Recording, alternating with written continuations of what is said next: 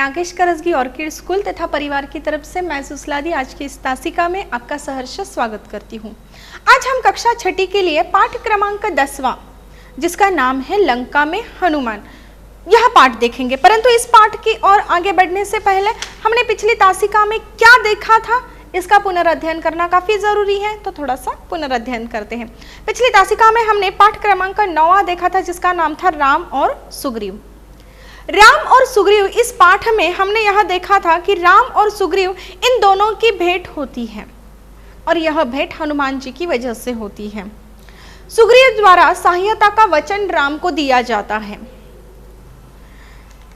राम तथा सुग्रीव इन दोनों की अवस्था एक जैसी ही थी, यह हमने देखा, क्योंकि राम की पत्नी सीता का हरण रावण ने कर लिया था और सुग्रीव की जो पत्नी थी उसको उसके बड़े भाई बाली ने छीन लिया था। अतः दोनों की परिस्थिति एक जैसी थी, यह हमने सुना। यानी कि सुग्रीव यहाँ बाली की जो व्यथा कथा है वह पूर्णतः राम को सुना देते हैं। राम द्वारा सुग्रीव को बाली का वध करने का वचन दिया जाता है और राम बाली का वध कर देते हैं। बाली के वध के पश्चात सुग्रीव का राज्याभिषेक किया जाता है। पूरे किष्किंधा में राज्याभिषेक की तैयारियां होती हैं एवं राम के कहने पर बाली का जो पुत्र है अंगद, उसे युवराज पद दिया जाता है। लक्ष्मण का किष्किंधा आगमन हो जाता है क्योंकि सुग्रीव जो है वह अपने दिए गए वचन को भूल गए थे, परंतु लक्ष्मण के धनुष की एक ही टंकार से उन्हें अपना दिया गया वचन याद आता है और वह उनकी मदद के लिए तैयार हो जाते हैं। अंत में लंकारोहण की जो तैयारियां हैं वह की जाती है, योजना बनाई जाती है। राम द्वारा हनुमान को सीता के लिए एक अंगूठी भेंट स्वरूप में दी जाती है कि जिस अंगूठी को देखने के बाद, उस अंगूठी के ऊपर होने वाले राम चिन्ह को देखने के पश्चात सीता यह तुरंत पहचान लेगी कि हनुमान यह राम के द्वारा भेजे गए दूत हैं। अंत में हमने यह देखा था कि संपाति जो है उस संपाति की भेंट हनुमान जो है जब वह पहाड़ी के पीछे जाते हैं तो उन्हें एक विशाल गिद्ध मिल जाता है जिसका नाम था संपाति, और जो गिद्ध जटायु का बड़ा भाई होता है। और हमने यह देखा था कि संपाति भी क्या करता है, हनुमान को यह बता देता है कि रावण सीता को लेकर कहाँ गया है, लंका प्रस्थान कर चुका है। यह हमने पिछली तासिका में देखा था। आज की तासिका में हम पाठ क्रमांक 10वां देखेंगे जिसका नाम है लंका में हनुमान। तो चलो बच्चों, हम आज की इस पाठ की ओर बढ़ते हैं जिसका नाम है लंका में हनुमान। जामवंत की बात मानकर हनुमान उठे, झुककर धरती को छुआ और एक ही छलांग में महेंद्र पर्वत पर पहुंच गए। अब देखिए, यह जो हनुमान जी है वह जामवंत जी की बात मानते हैं। जो धरती माता है उसे छूते हैं, उसे प्रणाम करते हैं और एक ही छलांग में वह क्या करते हैं, जो महेंद्र पर्वत है उस पर्वत पर पहुंच जाते हैं। हनुमान जी तो पवन पुत्र हैं, उनके लिए यह बात काफी कठिन नहीं थी। सामने समुद्र को देखा उन्होंने, किसने, हनुमान जी ने, और पिता को प्रणाम करके हाथ हवा में उठाए वह चल दिए। पर्वत से झुककर छलांग लगा दी।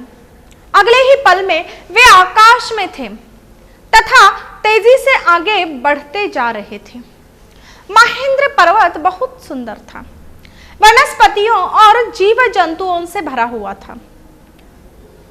घाटी में मनमोहक वृक्ष और लताएं थीं।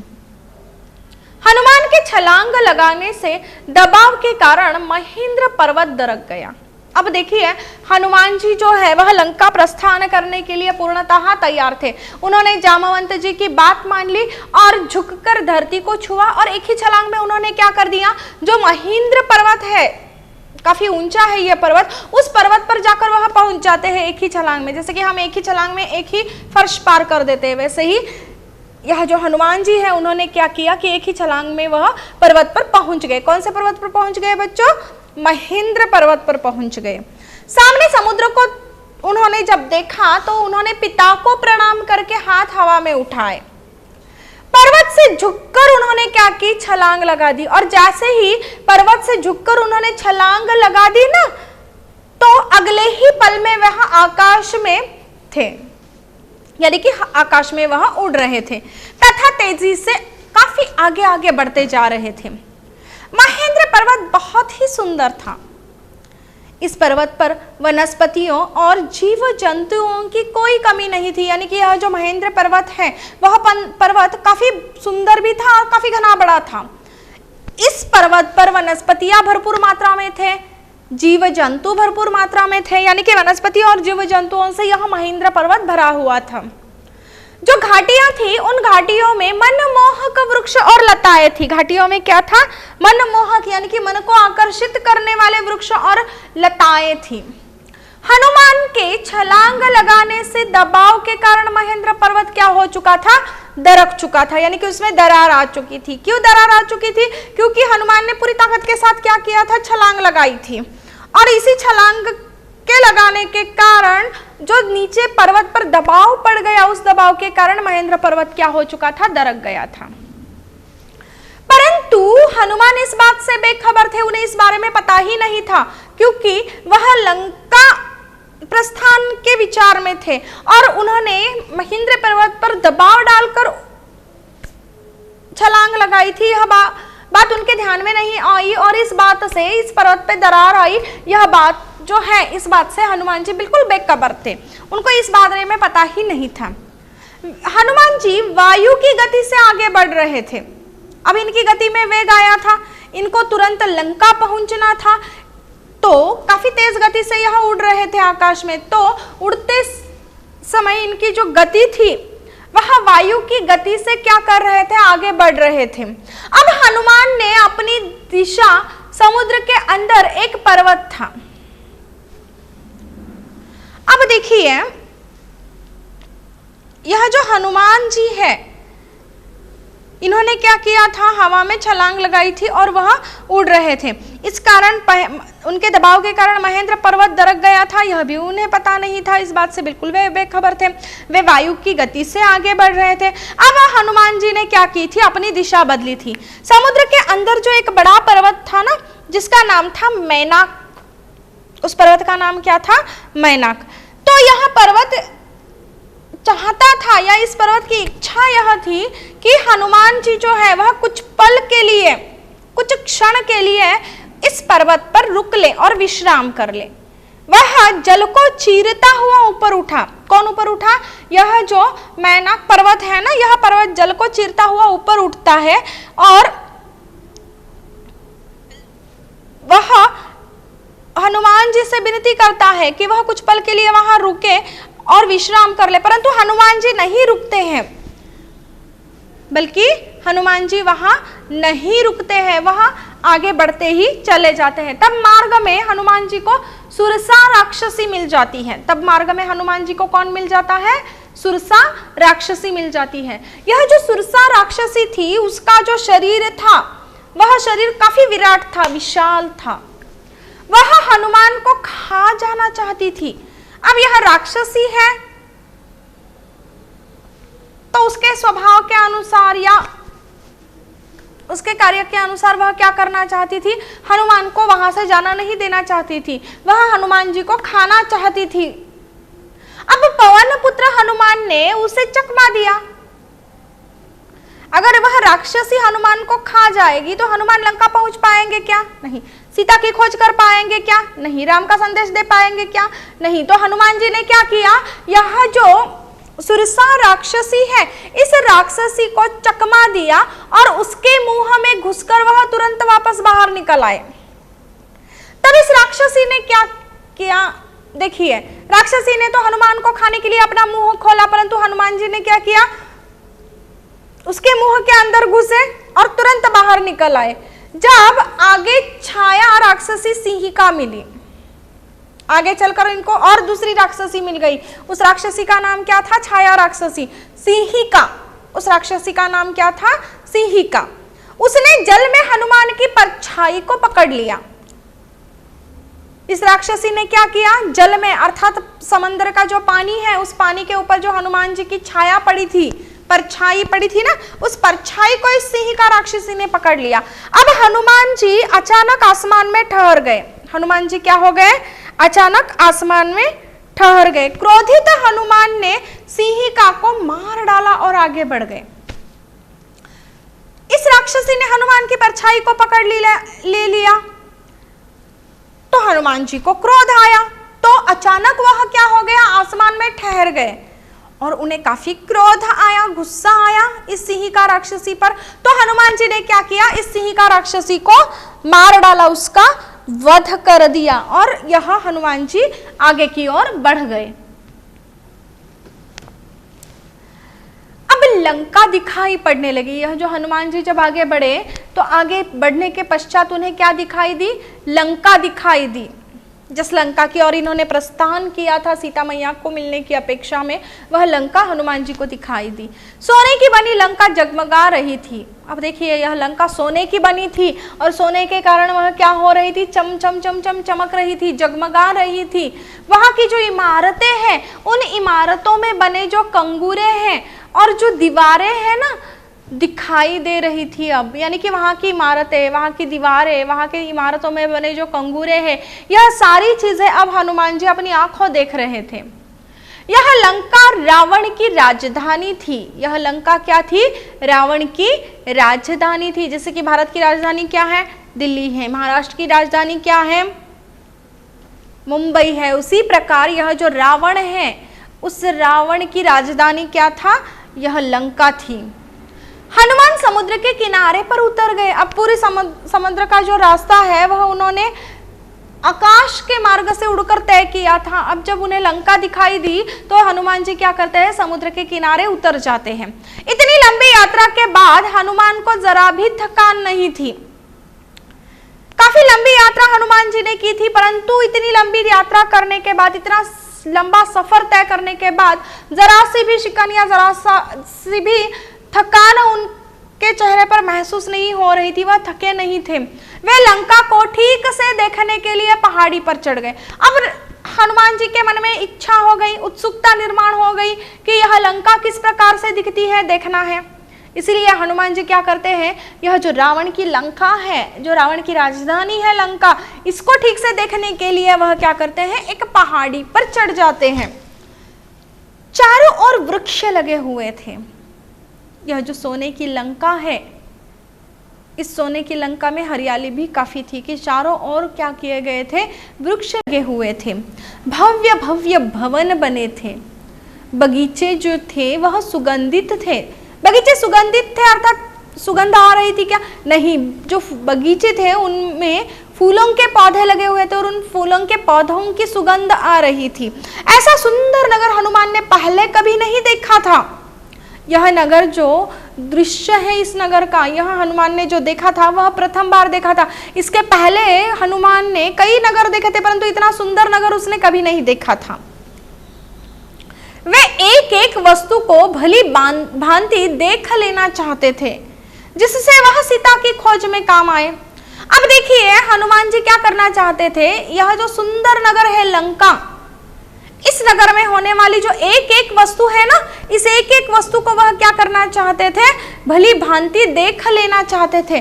और क्यों देख लेना चाहते थे, वह इसलिए देख लेना चाहते थे कि उसे देखने के पश्चात वह क्या कर सके, जो सीता है उस सीता की खोज में यह सारी चीजें देखने के बाद उन्हें कुछ मदद मिल जाए, ऐसे हनुमान जी सोचते थे। इसीलिए एक एक वस्तु को वह भली भांति देख लेना चाहते थे, जिससे वह सीता की खोज में उन्हें काम आ जाए।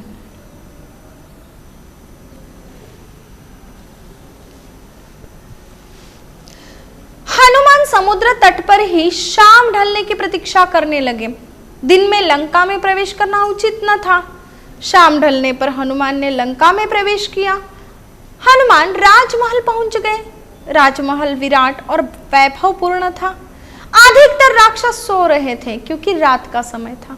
अब देखिए यह हनुमान भी काफी चतुर होते हैं। उन्होंने ऐसा सोचा कि अगर दिन में वह लंका में प्रवेश करेंगे तो कोई ना कोई उन्हें देख लेगा, तो हनुमान जी पकड़े जाएंगे।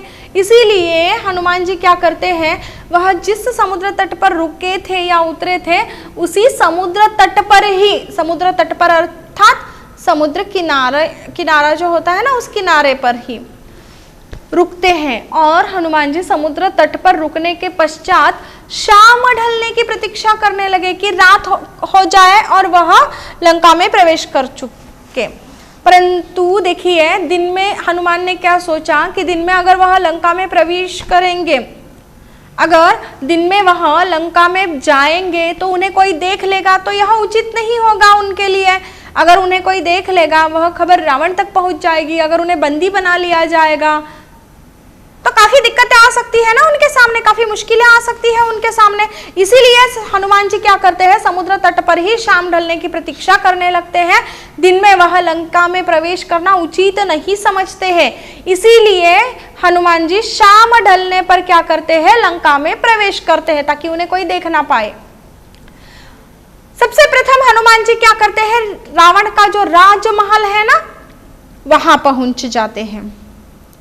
राजमहल जो था रावण का, वह काफी विराट था। विराट अर्थात विशाल, बड़ा था और वैभवपूर्ण था। हर एक सुख सुविधाएं उस महल में उपलब्ध थी। उस महल में अधिकतर जो राक्षस थे वह सो रहे थे, पहरा नहीं दे रहे थे। क्यों ऐसा था? क्योंकि रात का समय था, और रात का समय था इसीलिए अधिकतर राक्षस क्या कर रहे थे, वहां सो रहे थे, गहरी नींद में सो रहे थे। हनुमान जो थे उनके सामने अब सबसे बड़ा प्रश्न था कि सीता का पता लगाना है। हनुमान जी लंका क्यों आए थे बच्चों? सीता की खोज में। तो अब जब उन्होंने लंका में प्रवेश किया है, राजमहल में प्रवेश किया है, तो उनके सामने सबसे बड़ा प्रश्न क्या था कि सीता का पता लगाना है कि सीता मैया है कहाँ। इस विराट नगर में यह काम सरल नहीं था।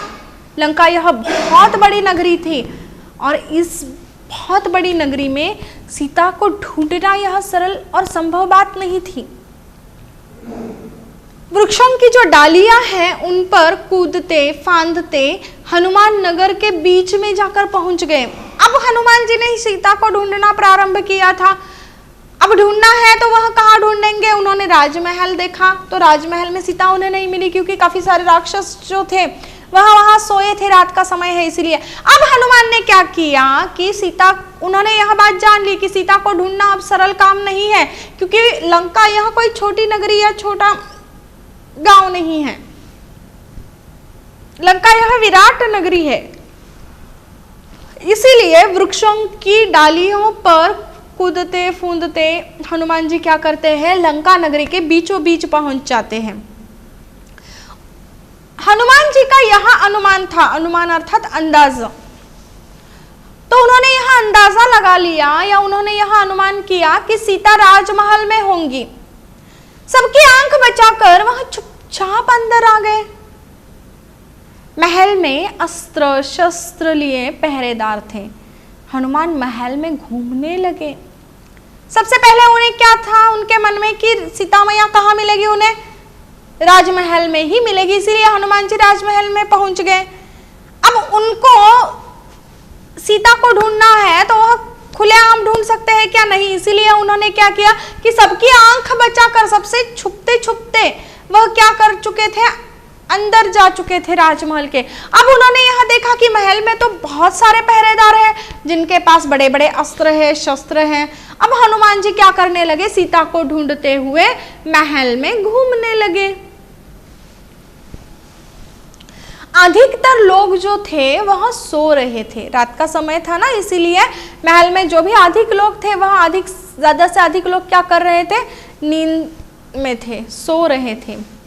सीता जैसी कोई स्त्री हनुमान को नहीं दिखाई पड़ी। जिस प्रकार राम ने सीता का वर्णन किया था हनुमान जी के सामने, उस प्रकार की, यानी कि सीता जैसी कोई स्त्री हनुमान को वहां पर नहीं दिखाई देती है। वे रावण के कक्ष में भी जाते हैं। वहां जाने के बाद भी वहां उन्होंने यह देखा कि वहां रानी मंदोदरी थी, परंतु सीता उन्हें वहां कहीं नहीं मिलती है। अब सीता के विषय में सोचते हुए वे अंतपुर से बाहर निकले, यानी कि रावण का जो कक्ष है उस कक्ष से वह अर्थात हनुमान जी क्या करते हैं, सीता के बारे में सोचते सोचते बाहर निकलते हैं, क्योंकि वहां पर उन्हें सीता नहीं मिलती है। अब हनुमान जी जो है उन्होंने क्या किया कि जो पशुशालाएं होती है वह ढूंढी। राक्षसों के एक एक करके सारे घर हनुमान जी ने देख डाले कि कहीं रावण ने किसी राक्षस के घर में तो सीता को नहीं रखा है। परंतु अंत में उन्हें सीता कहीं भी नहीं मिलती है। अंतपुर के बाहर हनुमान ने रावण का रथ देखा।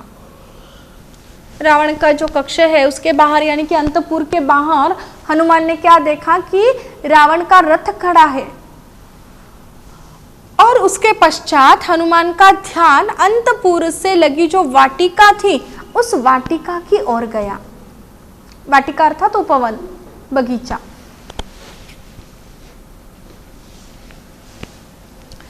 यह अशोक वाटिका थी, यानी कि हनुमान जी ने जो अंतपुर से लगी हुई वाटिका देखी ना, कि जहां रावण का रथ रखा था उसको लगकर ही जो वाटिका थी जो हनुमान ने देखी थी, उस वाटिका का नाम था अशोक वाटिका। अब अशोक के बड़े बड़े पेड़ लगे हुए थे इस वाटिका में। हनुमान को लगा सीता यहाँ नहीं हो सकती, क्योंकि अगर राजमहल में सीता नहीं है, हर एक राक्षस के घर में, प्रत्येक राक्षस के घर में हनुमान जी ने ढूंढा पर वही भी सीता नहीं मिली, तो सीता वाटिका में कैसे हो सकती है। तो हनुमान जी को ऐसा लगता है कि सीता वाटिका में नहीं हो सकती है। निराशा से हनुमान एक वृक्ष पर चढ़कर बैठ गए। पूर्णतः उदास हो गए हनुमान जी कि उन्हें सीता कहीं नहीं मिली।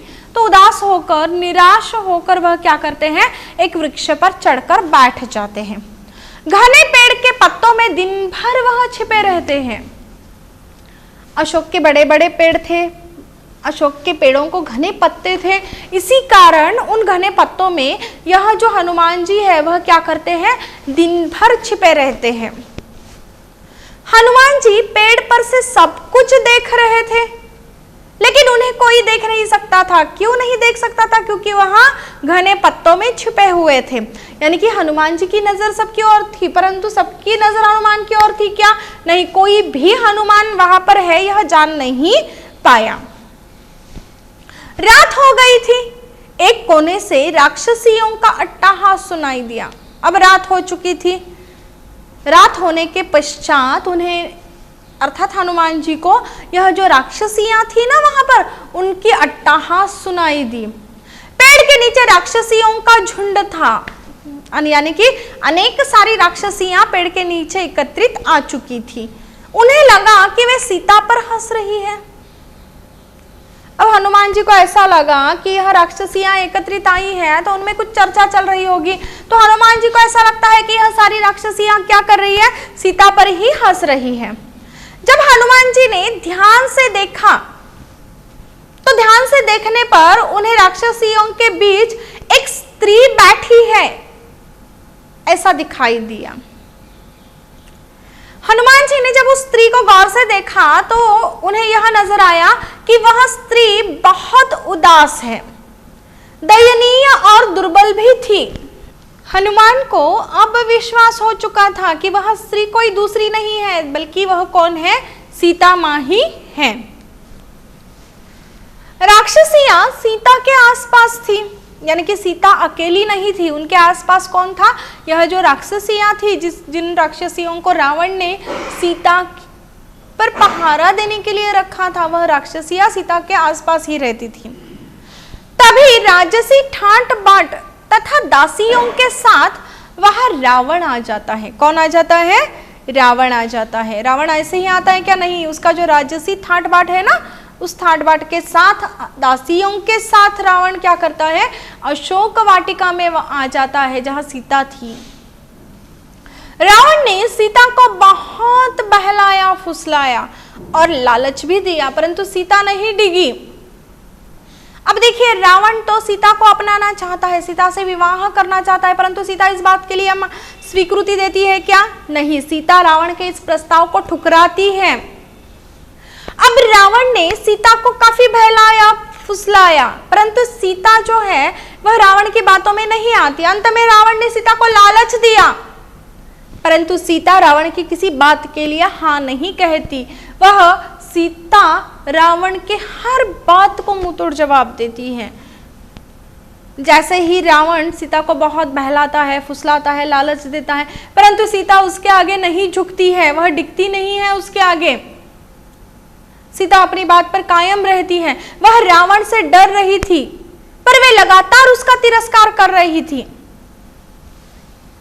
रावण को लेकर सीता के मन में काफी द्वेष था, उतना ही काफी डर भी था।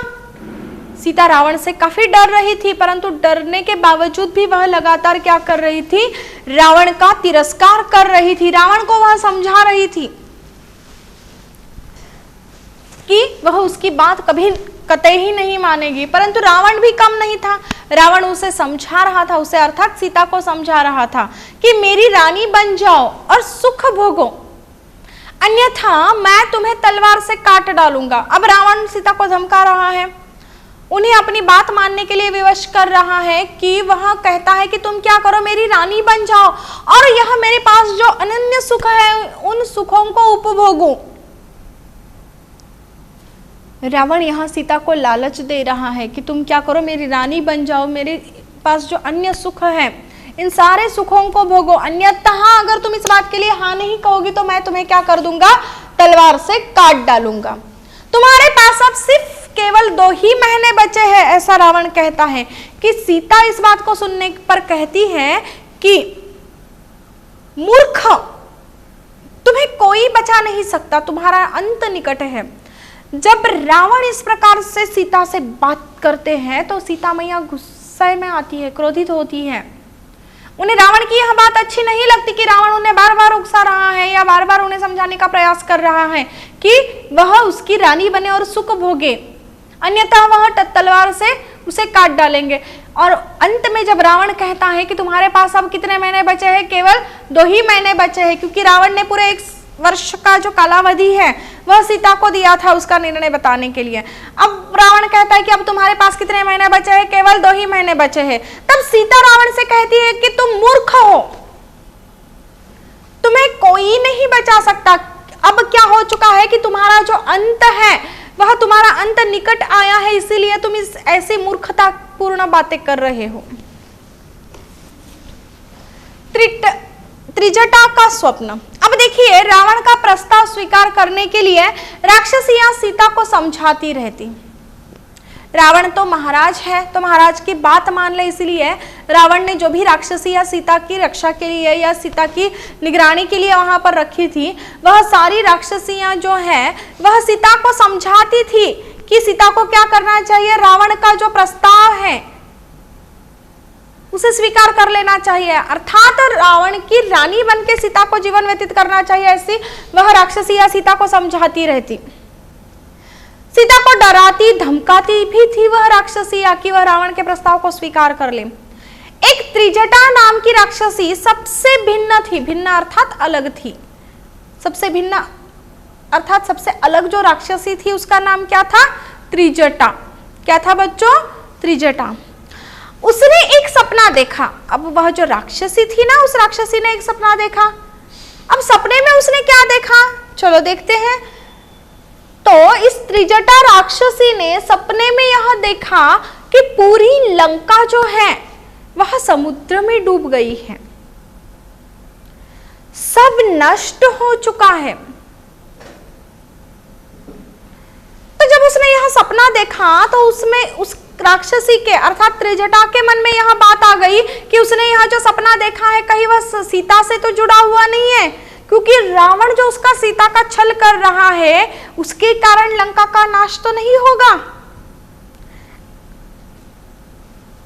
तो त्रिजटा के मन में भय होता है कि उसने जो सपना देखा है वह सपना कहीं सीता से जुड़ा तो नहीं है। हनुमान पेड़ पर भी बैठे रहे और वहीं से वह क्या करने लगे, सारा यह दृश्य देखने लगे, परंतु वह किसी को नजर नहीं आते थे क्योंकि वह घनी पत्तों में छुप कर बैठे थे ना। वही राम का गुणगान करने लगे और राम की चर्चा सुनकर सीता चौंक गई। अब हनुमान जी तो राम भक्त थे, इसलिए वह किसका गुणगान करेंगे, राम का गुणगान करेंगे। और जब राम का गुणगान कोई अशोक वाटिका में कर रहे हैं, यह सुनकर सीता क्या हो जाती है, चौंक जाती है, उन्हें आश्चर्य हो जाता है। तब सीता जिस ओर से आवाज आ रही थी उस ओर ऊपर देखकर पूछती है कि तुम कौन हो। हनुमान जी उसी वक्त नीचे उतर आते हैं और राम की अंगूठी क्या करते हैं, सीता को दे देते हैं। अंगूठी देने के पश्चात हनुमान जी जो है वह सीता को अपना परिचय देते हैं और अपना परिचय देते हुए वह कहते हैं कि मैं श्री राम का दास हूं और वनराज सुग्रीव जो है, वनराज अर्थात वानर राज सुग्रीव जो है उनका मैं अनुचर हूं। अनुचर अर्थात सेवक, दास। उन्होंने मुझे आपको लेने के लिए भेजा है। उनके फेंके आभूषणों की याद दिलाकर उनका संदेह दूर कर दिया। देखिए हनुमान ने क्या किया कि सीता मैया ने जो भी उनके आभूषण फेंके थे आते समय, जब रावण उनका हरण कर रहा था उस समय, तो उन आभूषणों की वह क्या करते हैं, याद दिलाते हैं और उनके मन में जो भी संदेह है उस संदेह को वह दूर करते हैं। अब हनुमान सीता को कंधे पर बिठाकर श्री राम जी के पास लेना चाहते थे, परंतु सीता ने इस बात को स्वीकार नहीं किया। वह हनुमान जी के साथ नहीं जाना चाहती थी। अतः हनुमान सीता से विदा लेकर तत्काल राम को यह सूचना देना चाहते थे कि सीता मैया लंका में अशोक वाटिका में है। चलते समय सीता ने अपना भी एक आभूषण दिया। हनुमान ने रावण का उपवन तहस नहस कर डाला। अशोक वाटिका जो थी सुंदर वह उजाड़ डाली, पेड़ सारे उखाड़ डाले। विरोध करने वाले जो राक्षस थे उन राक्षसों को भी हनुमान ने मार डाला। अब हनुमान ने रावण के पुत्र अक्षय कुमार को भी मार डाला क्योंकि वह भी हनुमान जी का विरोध कर रहा था। अब राक्षसों ने रावण को वानर के इस उत्पात की सूचना दी, यानी कि रावण यह जो सब जगह नष्ट करते जा रहा है इस बात की सूचना जो है वह रावण को दी गई, जिसे सुनकर रावण जो है वह तिलमिला उठा, क्रोधित हो उठा। उसने सबसे उसका जो बड़ा बेटा है ना मेघनाद, इस मेघनाद को क्या किया, कहा कि अपने सामने यह जो बंदर है जिसने इतनी सारी उत्पात मचा डाली है उसे क्या किया जाए, मेरे सामने उपस्थित कर दिया जाए। इसलिए मेघनाद को भेजा गया। हनुमान को बांधकर रावण के सामने मेघनाद ने क्या किया, हनुमान को खड़ा कर दिया। रावण ने हनुमान की पूंछ में आग लगा दी और ऐसी आज्ञा देने के पश्चात आग लगाकर जलती पूंछ के साथ हनुमान जी क्या करने लगे, पूरे नगर में घुमाया गया हनुमान जी को। इसी बीच हनुमान ने अपने बंधन तोड़ डाले और एक भवन से दूसरे भवन में वह कूदने लगे। लंका धू धू करके जल उठी। राक्षस विलाप कर रहे थे। तभी उन्हें सीता की चिंता हुई और वे वापस सीता के पास भाग गए। सीता अशोक वाटिका में सकुशल बैठी थी। तभी सीता का आशीर्वाद लेकर उत्तर दिशा की ओर हनुमान जी वापस चल पड़ते हैं। वे राम को सीता की सूचना देना चाहते थे। दूसरे तट पर अंगद, जामवंत, अन्य सेना भी हनुमान की प्रतीक्षा कर रहे थे और ये सभी मिलकर किष्किंधा राम के पास पहुंच जाते हैं और हनुमान ने सीता द्वारा दिया गया आभूषण राम को दिया, सीता की सारी बातें बताई और वे बहुत चिंतित और परेशान हैं कि आपकी प्रतीक्षा सीता कर रही है। यह हनुमान जी ने बताया, यदि अगर 2 माह में आप वहां नहीं पहुंचे तो पापी रावण उन्हें मार डालेगा, ऐसे हनुमान जी ने कहा। तो राम ने भाव विहल होकर हनुमान को गले से लगा लिया। हमारा पाठ यही समाप्त होता है। धन्यवाद एवं शुभ दिन।